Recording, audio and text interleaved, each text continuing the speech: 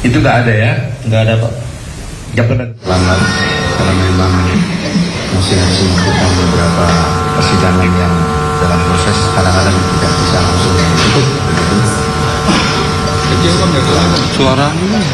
Pada semua yang terhormati pada sore hari ini kami akan menyampaikan langkah yang perlu dilakukan. Audio kecil.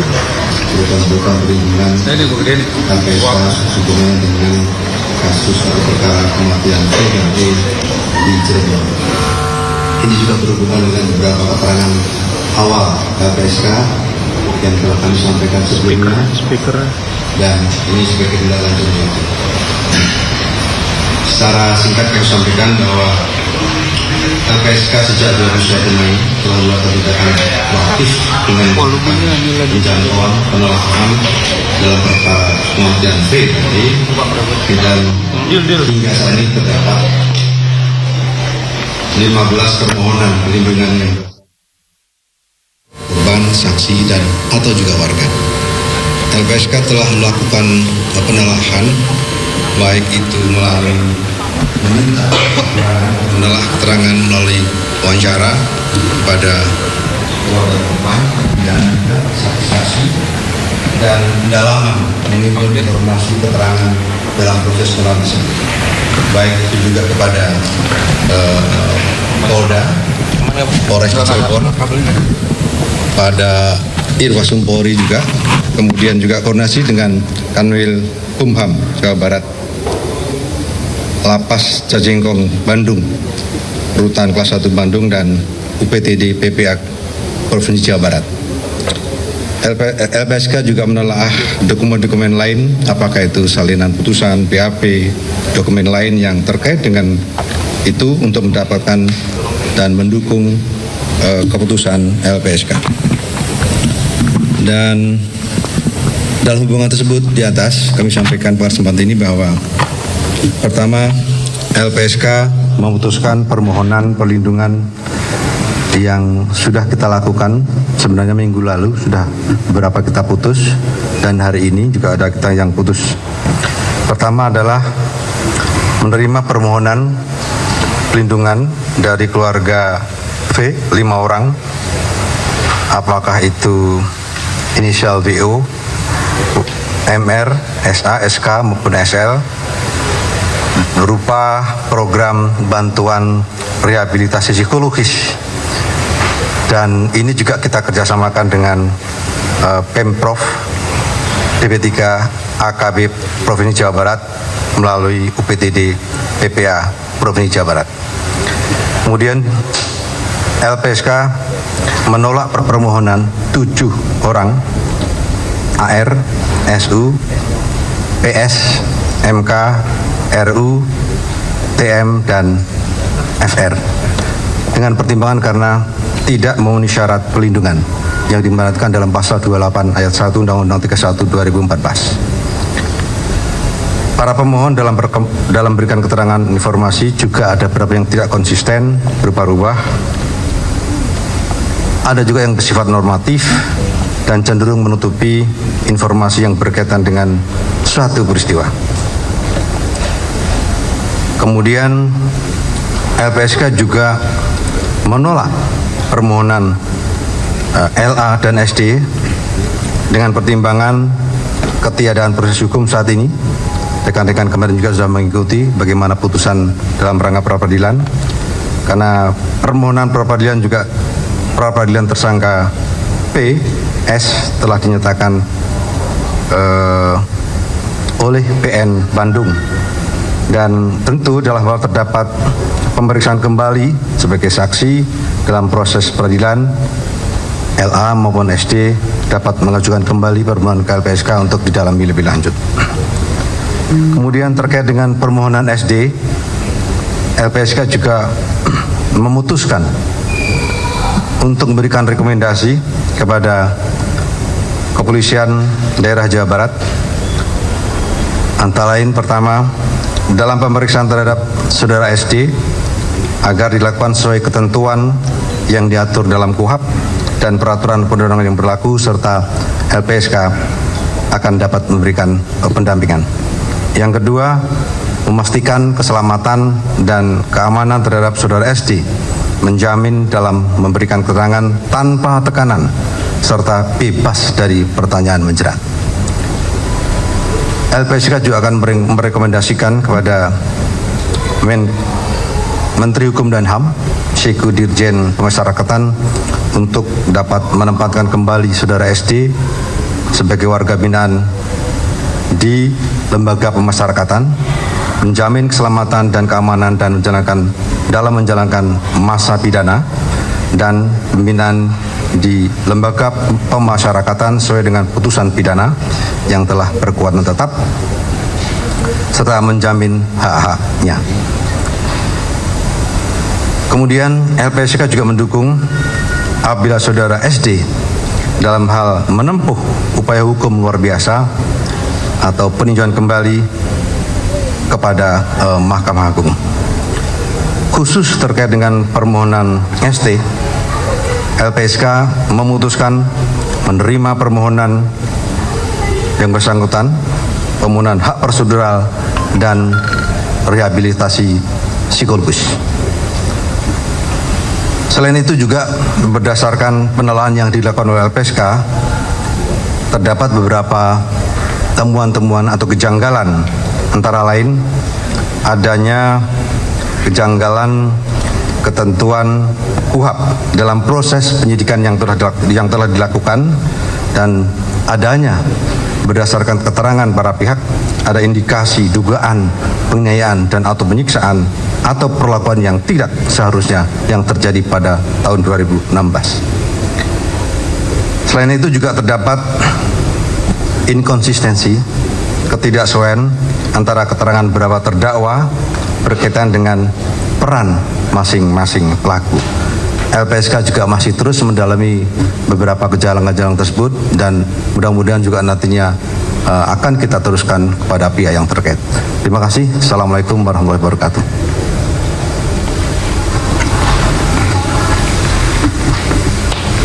Silakan Mas Ali. Langsung tanya jawab Pak? Boleh. Kalau bertanya, mohon kadang-kadang kami kan harus merahasiakan identitas ya. Jadi rekan-rekan bisa mohon disesuaikan. Mohon disesuaikan untuk itu, mohon pengertiannya, karena kami juga harus merahasiakan identitas seseorang. Terima kasih. Terima kasih Pak Ketua. Masih ada Ibu Sri Suparyati, ada Pak Antonius PS Wibowo, dan ada Pak Wawan. Bapak Ibu ada yang mau ditambahkan Bapak Ibu? Cukup?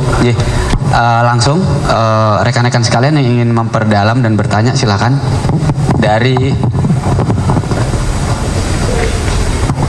Ya, selamat sore Pak Ketua dan para pimpinan LPSK. Perkenalkan saya Tria dari Kompas.com Pak. Tadi dijelaskan kalau misalkan ada 7 pemohon yang tidak diterima atau permohonan untuk perlindungannya. Nah, sedikit penegasan ya Pak, bukan untuk mengungkap identitas, tapi dari pihak mana 7 orang ini? Apakah dari keluarga Eka atau mungkin dari saksi-saksi lain?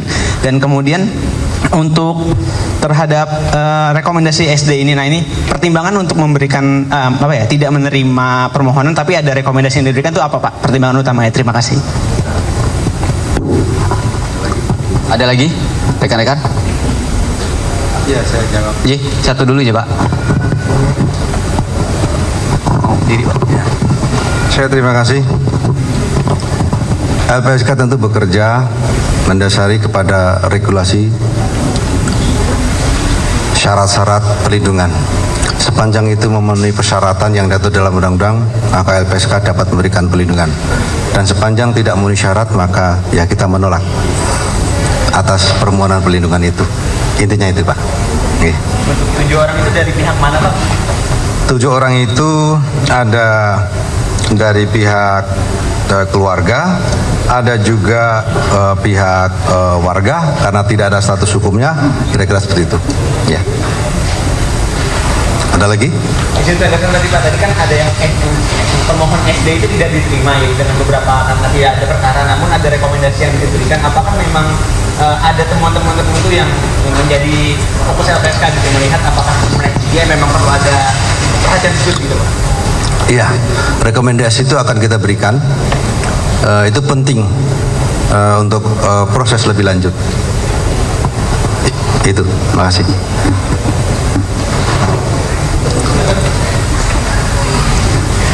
Ada lagi? Supaya nggak, biar gantian ya, beliau kan ada ikut nih, begitu ya. Ya, pertanyaannya dulu 1, 2, 3 kita input sekalian. Oke, silakan. Yuk. Oke. Izin Pak bertanya, saya Dilami dari iNews TV. Ini kan terkait dengan penjelasan begitu ya, agar lebih clear. Ini kan kalau ST seperti yang kita tahu akan PK atau peninjauan kembali pada 24 Juli. Untuk mengklirkan kembali, apakah memang dari pihak LPSK ini akan melakukan pendampingan secara penuh? Karena kan kalau misalnya di sini terlihat bahwa dari pihak LPSK ini memenuhi permohonan dari ST untuk melakukan rehabilitasi psikologis. Begitu, untuk lebih jelasnya lagi saja. Terima kasih.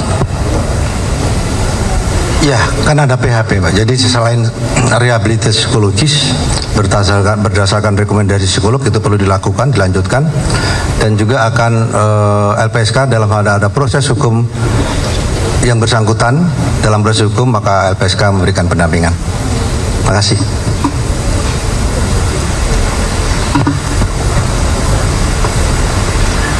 Cukup.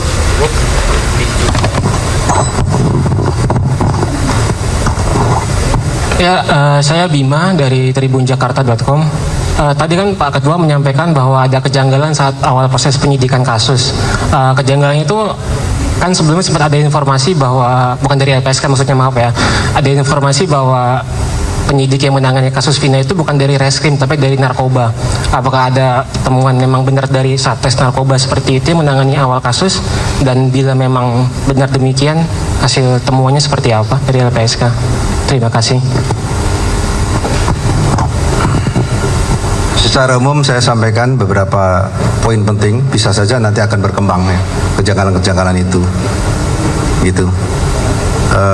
Dan itu tentu nanti akan juga kami sampaikan secara lebih lanjut kepada pihak-pihak yang terkait untuk menjadi catatan guna kepentingan proses. Itu intinya, itu kejanggalan-kejanggalan itu. Jadi apakah kalau kita membahas soal kejanggalan kan terlalu panjang ya. Tapi yang jelas catatan LPSK ada beberapa kejanggalan-kejanggalan ya selama dalam proses pemeriksaan. Ya, sedikit saja misalnya di awal, dalam langkah awal pemeriksaan apakah didampingi penasihat hukum misalnya, dan lain-lain gitu, di awal pemeriksaan gitu. Itu kan, sedangkan ancamannya kan begitu serius dan itu perlu pendampingan mas saya. Tentu banyak hal-hal yang lain lagi. Oke? Ya, makasih. Ada lagi rekan-rekan? Ada lagi teman-teman? Paling nggak tidak ada, saya terus terang masih harus melanjutkan persidangan. Ya, kalau masih ada silakan, kalau tidak ada saya nyatakan selesai. Silakan, dengan senang hati. Satu, ya oke. Ya, selamat sore Pak. Saya Zaki dari Hotkeys Indosiar. Mungkin LPSK sendiri ingin memberi tanggapan soal adanya saksi-saksi yang memberikan keterangan palsu. Mungkin seperti apa pandangan dari LPSK sendiri? Konteks tugas wewenang LPSK adalah memberikan perlindungan. Ya, LPSK mesti fokus pada pemberian perlindungan pemenuhan hak saksi dan korban. Mesti fokus ke situ. Soal keterangan si A, si B, si C itu adalah keterangan mereka gitu ya. Dan sebuah keterangan itu tentu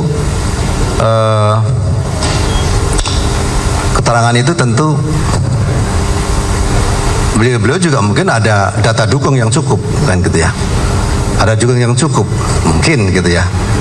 Dan keterangan seseorang itu belum beda dengan keterangan di depan persidangan. Gitu. Beda lagi kan gitu ya. Jadi saya kembali lagi saya nyatakan LPSK lebih fokus kepada tugas pokok fungsi perannya dalam rangka memberikan perlindungan saksi dan korban. Oke? Makasih. Ya.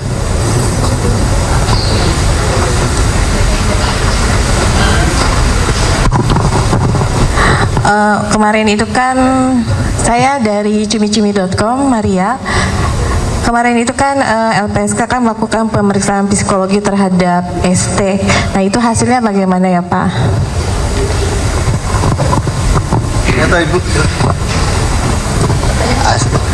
Oke. Melakukan pemeriksaan kepada ST kemarin kan untuk psikologinya didampingi oleh pengacara dan kakak kandungnya ya. Itu hasilnya bagaimana Pak? Ya, hasil secara umum kan kami tidak pas kalau itu saya sampaikan kepada publik. Tapi dari follow up dari itu LPSK memberikan layanan psikologis antara itu yang tadi kita sampaikan. Ya, itu kan soal substansi ya. Itu kan soal substansi. Jadi kami tidak bisa memberikan secara umum itu. Tapi tindak lanjut dari hal tersebut, LPSK memberikan layanan antara lain psikologis dan akan memberikan perlindungan hak prosedural dan rangka proses sebuah peradilan. Oke?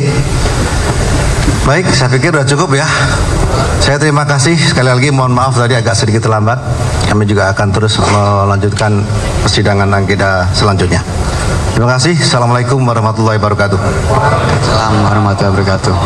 Terima kasih teman-teman atas kesempatannya pada sore hari ini. Dari kasus pembunuhan Vina dan juga Eki dan serta tadi statement yang disampaikan oleh LPSK terkait dengan kesanggupan dan kesediaan mereka untuk melindungi saksi dalam pembunuhan kasus Vina dan juga Eki.